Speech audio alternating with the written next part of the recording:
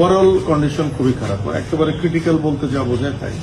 ওনার ব্যাপারে আমরা কোনো আশার কথা বলবো না। আমরা যখন অপারেশন করার জন্য প্ল্যান করতেছি তখন ওনার ভাই, উনি বুলেট যুদ্ধের সময় ওনার সাথে ছিলেন, উনি কিন্তু বলছিলেন যে বেঁচে নাই, তারপর আপনারা করেন।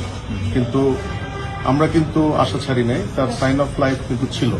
এবং অপারেশনের ভেতরেও কিন্তু আমাদের অ্যানেস্থেশিয়ার স্যাররা যারা ছিলেন ওনারা কিন্তু বলছেন যে পেশেন্টের এফোর্ট আছে। এফোর্ট মানে নিজস্ব শ্বাস প্রশ্বাসের জায়গায় শক্তি যেটা।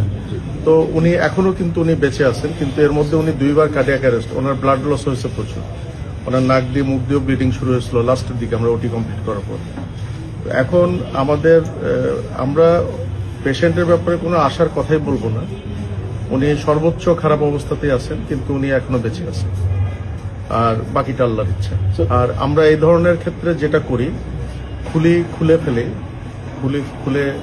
মগজের ভেতর যে রক্তগুলো থাকে ওগুলো আমরা বের করে দিই, যাতে ব্রেন বড় হওয়ার সুযোগ পায়, ব্রেনের ভেতর যে চাপটা আছে সেই চাপটা যাতে কমার সুযোগ পায়। এটাই হলো এটার ম্যানেজমেন্ট। তো এটা আমরা করে এখন রুগীর ভালো আইসিইউ সাপোর্টের জন্য রুগীর যারা আত্মীয় স্বজন তারাই প্রেফার করছেন যে এবার কেয়ারে নেওয়ার জন্য। গুলি কি বেরিয়ে গেছিল?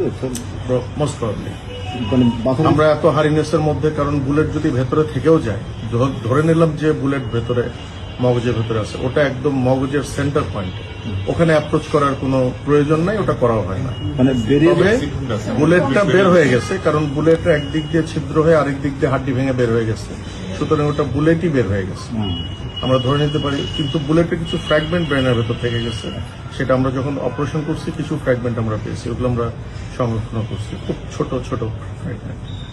একটা কথা বলা হচ্ছে যে অবস্থায় তিনি আছেন, যদি বেঁচেও যান, বেঁচে যাক আমরা এটাই চাই, স্বাভাবিক হওয়ার সম্ভাবনা কম, কিংবা মানে আপনার কাছে কি মনে হয় এই ধরনের ক্রিটিক্যাল কন্ডিশনে আসলে?